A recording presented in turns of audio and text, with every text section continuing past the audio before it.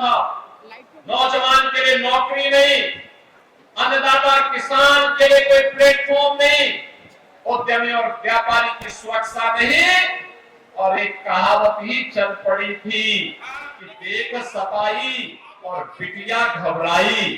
तो बहनों और भाइयों, ये यूपी की पहचान थी। आज नए भारत का नया उत्तर प्रदेश प्रधानमंत्री मोदी जी के नेतृत्व में आज एक नई ऊंचाई को प्राप्त कर रहा है। इसमें विरासत भी है और विकास भी है। विरासत का विकास हो रहा है। अयोध्या में श्री राम जन्मभूमि पर भगवान राम के भव्य मंदिर का निर्माण त्रेता युग के याद को फिर से स्मरण करा देता है। काशी में काशी विश्वनाथ धाम, मथुरा वृंदावन का विकास, नेमी सारण्य का विकास, सुखतीर्थ और विदुरकुटी का विकास, और आज मेरे सामने प्रस्ताव दिया है हमारे मंत्री चौधरी भूपेंद्र सिंह जी ने भी कहा, गुरु जम्बेश्वर जी का पुराना मंदिर है, उसके कॉरिडोर के विकास के साथ ही गुरु जम्बेश्वर के नाम पर विश्वविद्यालय की स्थापना का कार्य। आप देखो ना, ये सभी कार्य उसी भाव के साथ चल रहे हैं। और जो प्रेरणा प्रधानमंत्री मोदी जी ने दी, आज यहाँ नगर निगम ने उसको अक्सर से उतारा है श्री राम वाटिका के नाम पर, भगवान राम की भव्य प्रतिमा के साथ संविधान वाटिका। बाबा साहब डॉक्टर भीमराव अंबेडकर की, उनके व्यक्तित्व और व्यक्तित्व के अनुरूप संविधान सभा के उन सभी महानुभावों को, विभूतियों को वहां पर रख करके वर्तमान पीढ़ी को कुछ जानने सीखने का अवसर देना।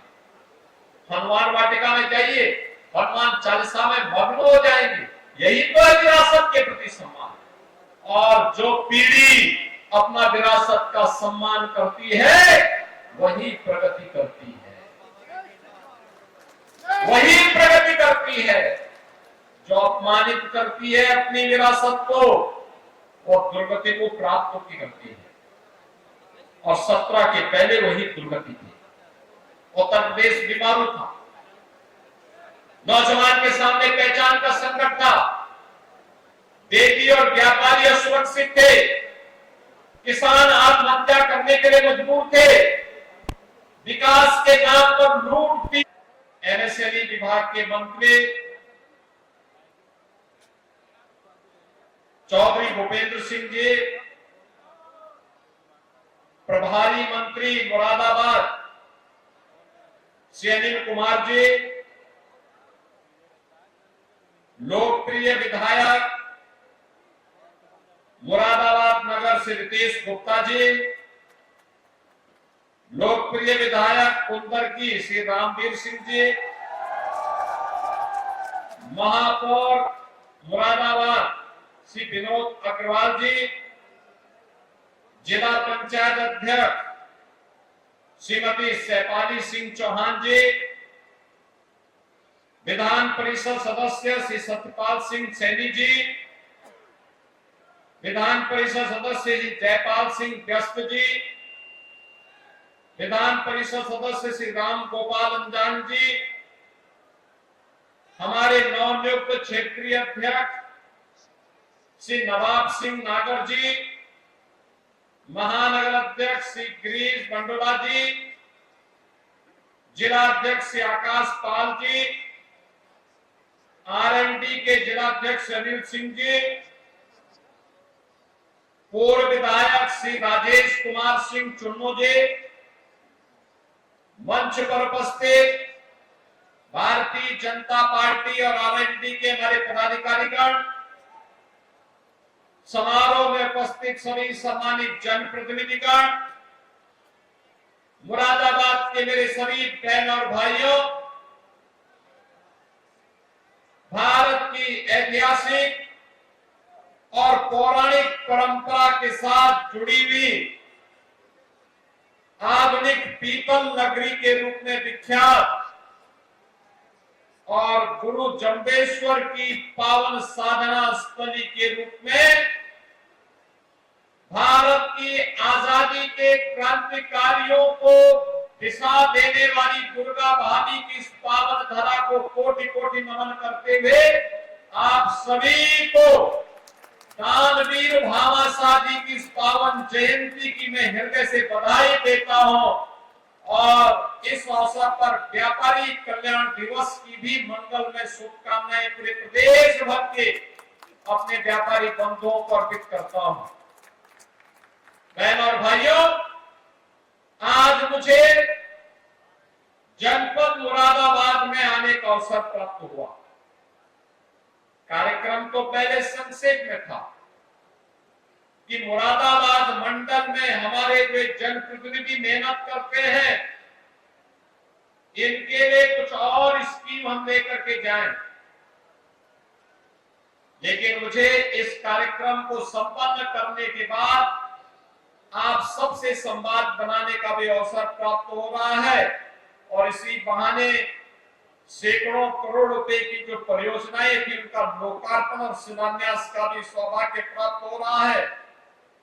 मैं इस अवसर पर ज्येष्ठ पूर्णिमा के इस पावन पर्व पर आप सबको इन परियोजनाओं के भी लोकार्पण और शिलान्यास के अवसर पर हृदय से बधाई देता हूं। बहन और भाइयों,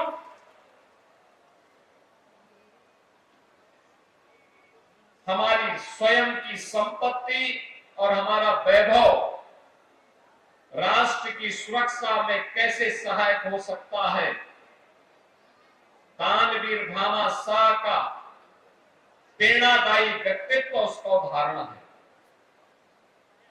याद करिए, हल्दी घाटी के युद्ध में तत्कालीन परिस्थितियों को देखते हुए जब महाराणा प्रताप को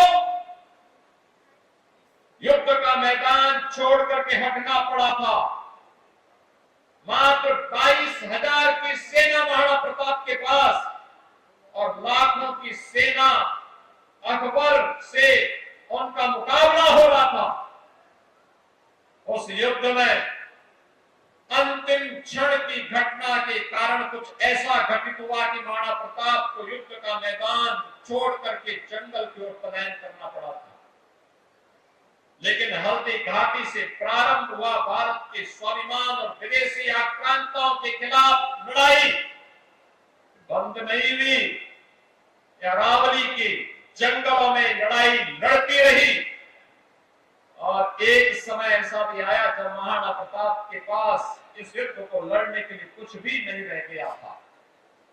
बहन और भाइयों, तब भारत माता का महान सपूत भामाशाह अपनी पूरी संपत्ति को महाराणा प्रताप के चरणों में समर्पित करते हुए उन्होंने कहा था कि देश की आजादी के लिए भामाशाह भी अपना योगदान देने के लिए आया है और उन्होंने अपनी पूरी संपत्ति महाराणा प्रताप को दी, जिस संपत्ति के बल पर 12 वर्ष तक पूरी सेना का वेतन और अकबर को दांतों तले चने चबवाने के लिए मजबूर करने की सामर्थ्य थी, जिसके बल पर फिर से मेवाड़ और चित्तौड़गढ़ के सभी दुर्ग और किले वापस फिर से महाराणा प्रताप के पास आए और भारत के स्वधर्म और स्वदेश की लड़ाई कैसे होनी चाहिए महाराणा प्रताप ने उसका उदाहरण देशवासियों के सामने प्रस्तुत किया। ऐसे दानवीर भामाशाह की पावन जयंती के अवसर पर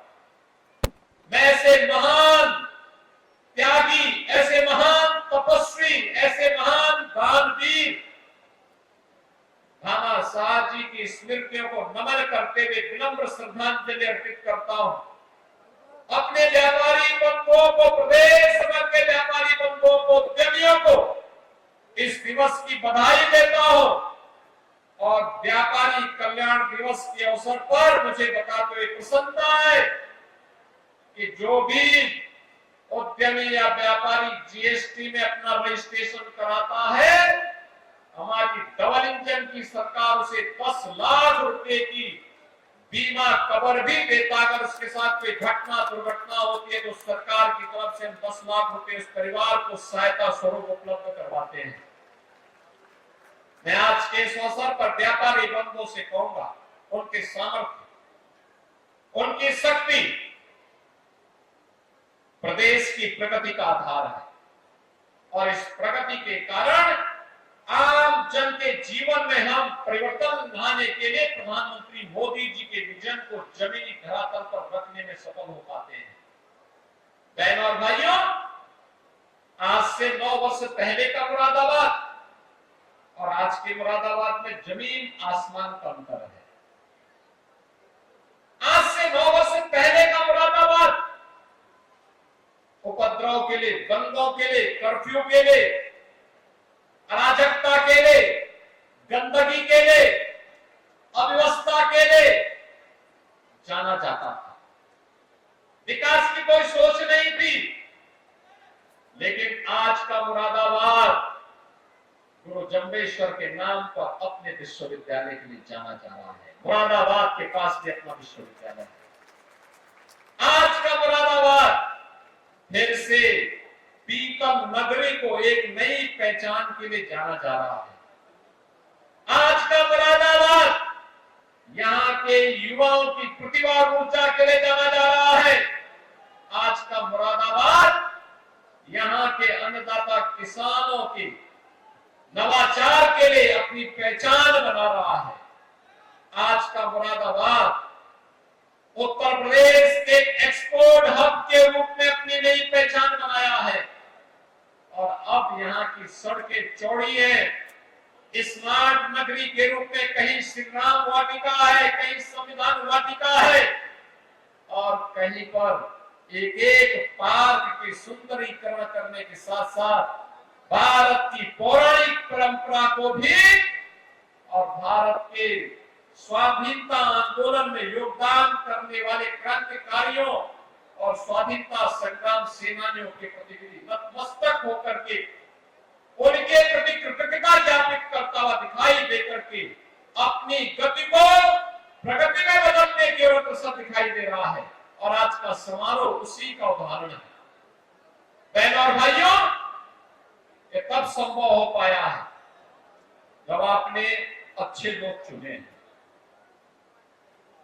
आपने रितेश गुप्ता जी को चुनाव जिताया और बाई इलेक्शन में आपने ठाकुर रामवीर सिंह को चुनाव जिता करके जितवाया।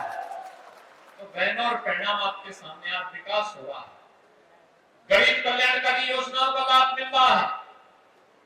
जो योजनाएं हमारे संज्ञान में आती है तत्काल उस पर कार्रवाई होती है। विकास की योजनाओं को देने के लिए हम लोग स्वयं यहाँ के बैठक करते हैं। 17 के पहले ऐसा नहीं था। 17 के पहले कहां तत्कालीन मुख्यमंत्री के पास इतनी फुर्सत थी। बड़े घर में पैदा हुए थे। 1 बजे, 12 बजे, 1 बजे सो करके उठना, 3 बजे तक तैयार होना, 5 बजे फिर अपने मित्र मंडली के साथ बैठ जाना और महफिल जो जमती थी फिर वो जमी ही रह जाती थी, कभी उठती नहीं थी। तो जनता जनार्दन का हालचाल लेना और विकास की योजनाओं की फुर्सती कहां से थी। बहनों और भाइयों, उसी में जो फूले फटके मिल गए तो जनता की गाड़ी कमाई का पैसा कहां जाता था? एक फिजूल खर्ची में। इस पैसे में कैसे डकैती पड़ती थी ये किसी से छुपा हुआ नहीं है। जो योजना 100 रुपए में बन सकती थी उसके 500 करोड़ रुपए का डीपीआर बनता था, मनमाना खर्च होता था, आधा दौरा परियोजनाएं बन पाती थी। उत्तर प्रदेश के अंदर न सड़क थी, तब न बिजली थी, तब न रोजगार की व्यवस्था थी। तब पर्व और त्योहार के पहले दंगे और कर्फ्यू शुरू